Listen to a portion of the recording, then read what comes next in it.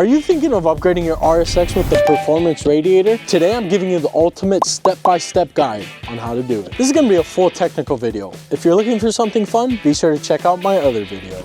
So before I get this fan installed to the radiator, we have to prep it. Mishimoto provides this weather strip sealant that you put around the edge of this fan shroud, and it keeps it pushed against the radiator so no air escapes through here, giving it ultimate performance cooling capabilities. So first, let's prep it. I actually cut this cornered so it could create a better seal around the edges. And then we're just gonna go all the way down around the whole edge. Okay, now it's time to prep the radiator. Put this down so it doesn't mess up the fins on the actual radiator. So first thing I'm gonna do is remove this plug.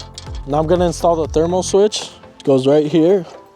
And it's gonna let the second fan know when to kick on once we get to higher temps. We're just gonna snug this down. I do recommend, if you're using your old thermal switch, to switch out the O-ring just so it doesn't leak.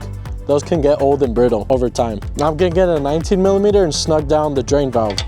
Remember, this is all aluminum, so you don't wanna over tighten anything because it will strip everything.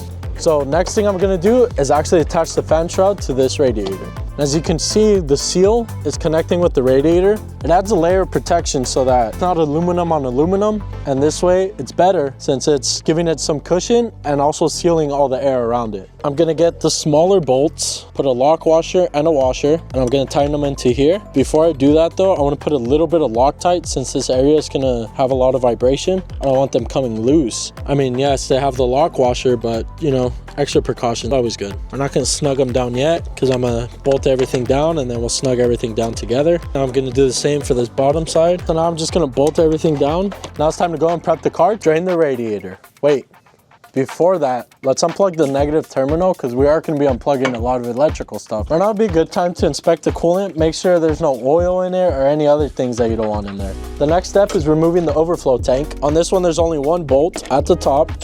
Next step is pulling out this reservoir. Look how dirty this reservoir is. For now, I'm just gonna clean it out until a new one comes in. So the next thing I'm gonna do is remove this lower radiator hose from the thermostat. So I get that clip off, I'm gonna pull the hose. Before I do that, I'm just gonna unclip the fans just to get them out of the way.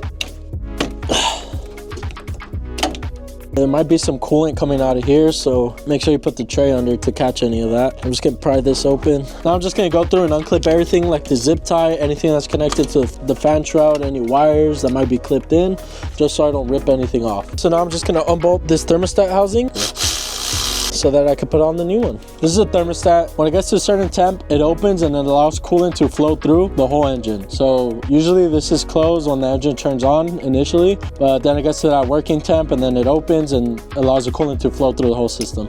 These bolts get torqued to 8 foot-pounds. Look at this difference. This is going to give us way better cooling. So now I'm just going to prep this other hose with these new clamps I got from Hybrid Racing. Same ones I have up here. These really clean up the engine bay. Nice and classy. Looks dope. This radiator, this nozzle points upwards, and on the stock one it's just straight out. So just kind of fit it on, test fit it, make sure it's not going to kink or bend. That way you can tighten this down and then tighten it down on there. This doesn't slide on with it bolted down, so I'm just trying to get it closed enough to where I can slide the actual bolt on. I'm gonna get these little rubber stops that go on the bottom, put these in. Okay, next I'm just gonna plug everything in. The radiator's in. Now I'm just gonna tighten everything down, put all the hoses on, put the top hose on, and fill it up with coolant and also bleed the system. I just finished doing the bottom one, put in the spacers for the actual radiator, and then now I'm just gonna tighten this one down and then start filling up with coolant and checking for any leaks while I'm doing that, making sure everything's running smoothly. And then we're gonna bleed the system for any air that might be trapped inside. Don't forget to put on your overflow tank. And here we have the coolant that my model is going to show off. Gotta throw this IUD back in.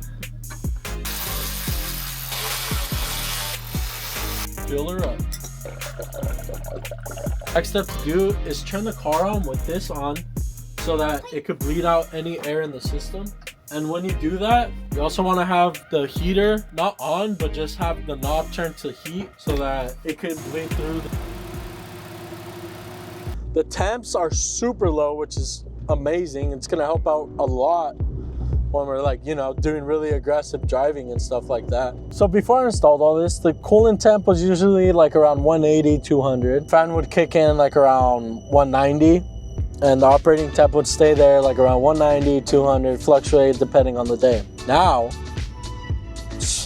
huge difference. While I'm driving, the car runs at 145. It's amazing. As you're driving, man, the cooling capabilities of this Mishimoto Radiator are insane.